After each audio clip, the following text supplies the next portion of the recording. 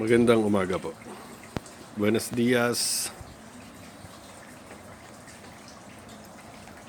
Konnichiwa. Bonjour. Good morning. Umuulan po. After 2 weeks nang walang ulan, mabuti na lang 2 weeks hindi umulan. Kaya natapos ko yung mga pagsisil ko ng concrete ko, ng pavement ko.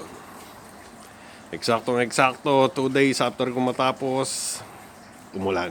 Very good. Very good. At ngayon po sana ang plano ko ay ayun, lilipat po ako dun sa kabila at saka ako ipapaliwanag.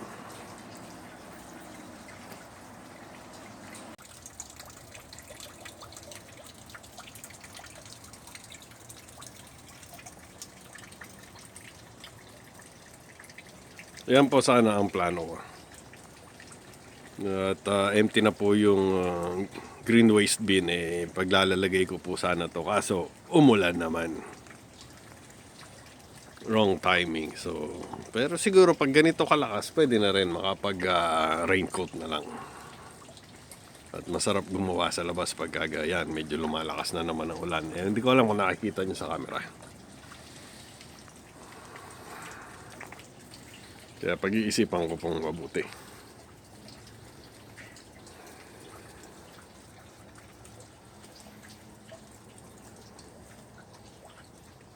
Pagka po winter, ganito po itsura ng bawat looban dito. Napakagulo.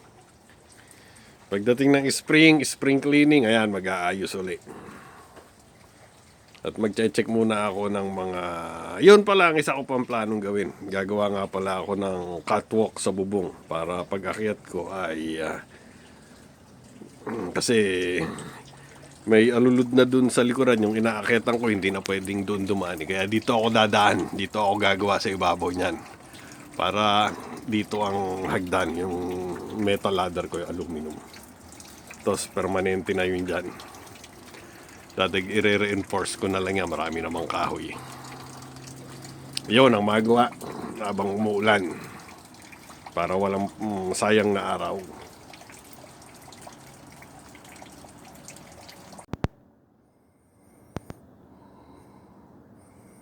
Yan, doon po ako maglalagay ng tuntungan sa ibabaw niyan. Yung ibabaw ng bubong na yun. Maglalagay akong catwalk at plastic lang po yan eh. Mahirap na, baka lumusot pag tuntong ko. Kasi hindi na... Dati dito ako umaakyat. Sa side na to. Nilagyan ko ng gutter, plastic din. So hindi ko na maisasandal yung ladder ko doon. Mapipit-pit yung gutter ko. Kaya doon ako gagawa ng tuntungan para may access ako sa bubong. At saka ako gagawin ito. Hindi ko alam kung ano unahin ko. Pero bago po yan, dalawang yan, na may nakita pa ako isang gagawin ko doon. Hindi na ako naubusan ng gagawin. Sunod-sunod, patong-patong, dagan-dagan.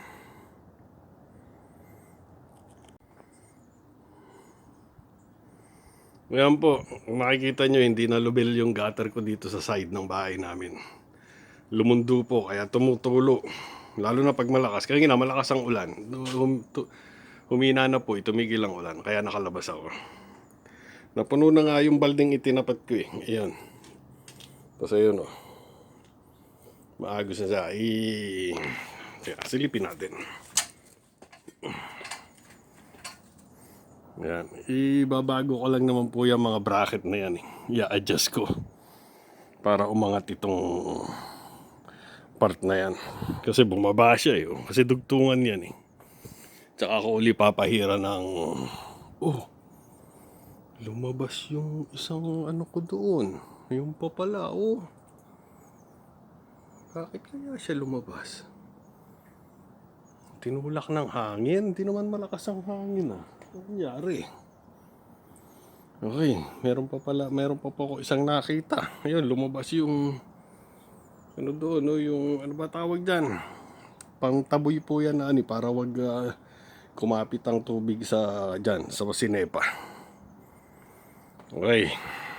Gagawin ko po muna to. Magkita-kita ulit tayo maya.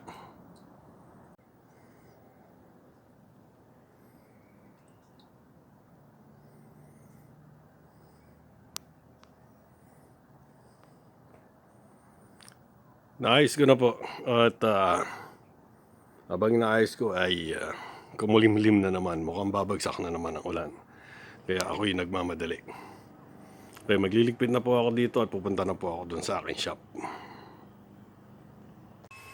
Yan, dito naman po ako. Pero bago po ako magsimula dito ay maglilinis po muna ako. Magbo-blower po muna ako at magliligpit. Merong naglilinis din dun sa kabilang bahay si Stephanie. At nagsigawan lang kami, nagkumustahan.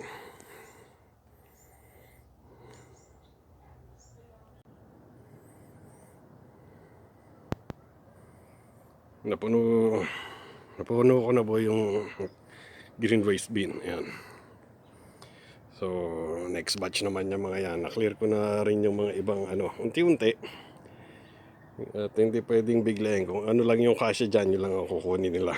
Pwede nyong ipahakot, isang hakutan, pero may ekstrang bayad. Kaya, tinatsaga every week.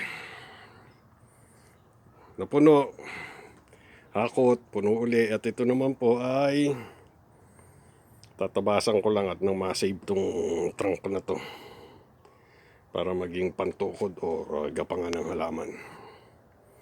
Yan po ang gagamitin ko. Tapos pagkatapos niyan ay pahinga muna tayo. At pinagpapawisan na po ang inyong abang lingkod.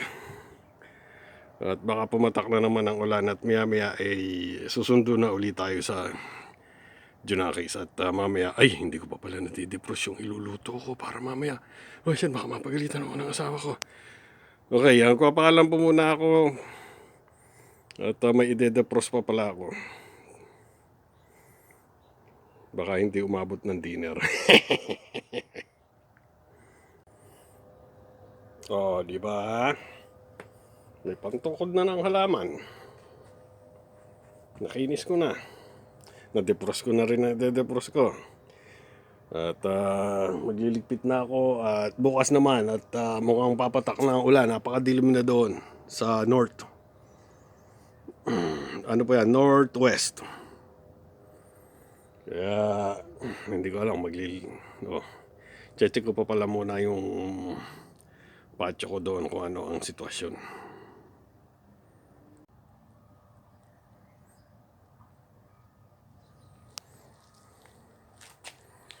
Kailangan na rin pala mag-blower dito pero baka bukas na o bago mag-Christmas. Parang dito yata ang dinner namin sa Christmas eh. Bago na mag-Christmas ako maglilinis dito. Ganyan po ang itsura ng likod namin pagka winter. Hindi ginagamit, ginagawang tambakan. Okay, magkita-kita po tayo mamaya pag sundo ko po sa Junakis ko.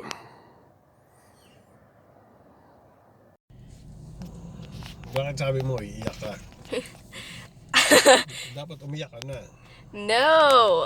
Nag-text po siya sa akin. Ito nasundo ko na ang Junakis ko. Bago ako umalis ng bahay, may text siya. Huwag daw yung kabayo ipang sundo ko sa kanya. Yung 4 na gulong daw, kahit alin dun sa 2 4 na gulong. Kung hindi daw, iiyak siya. Napakaswerte mong bata ka. Kami noon 3 gulong lang.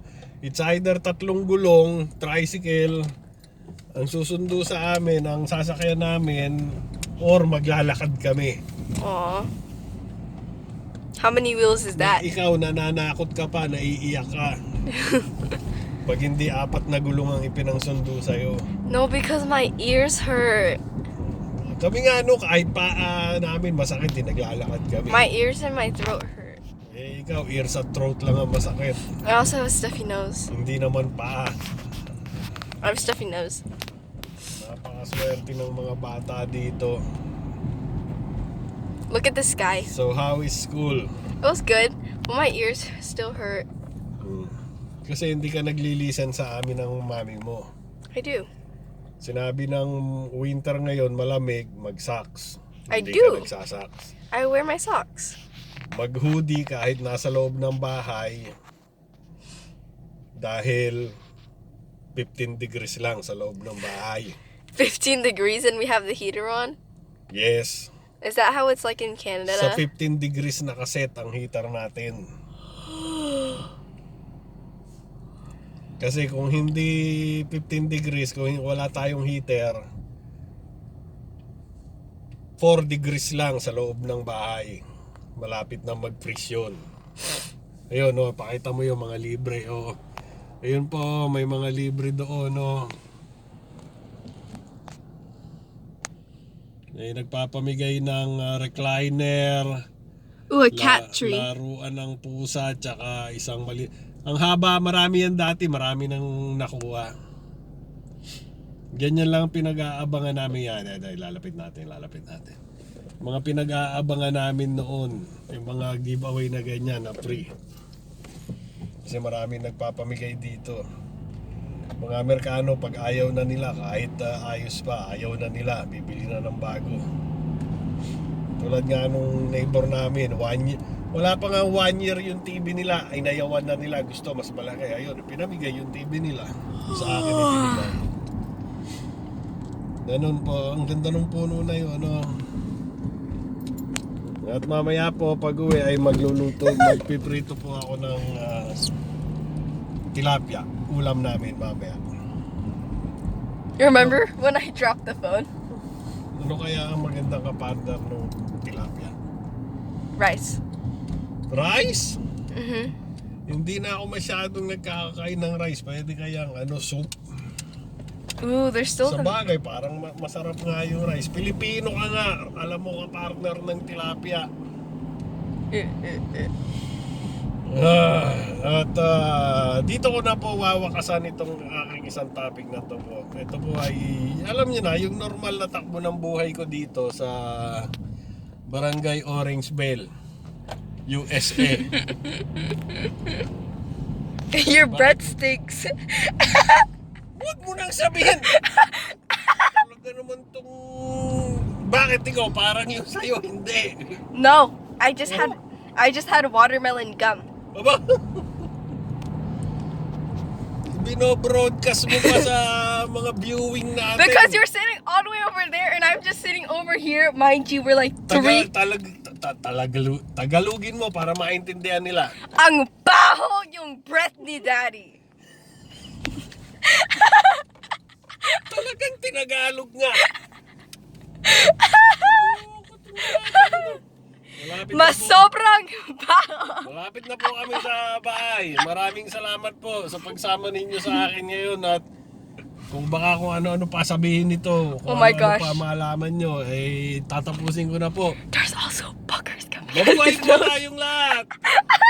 Oh, ando doon si Lori. Oh, ano kaya There's kinukuskus boogers niya? coming out of Daddy's nose. And he hasn't trimmed his nose hair in so long. Batayin mo na yan! Nasa bahay na tayo! Okay, bye!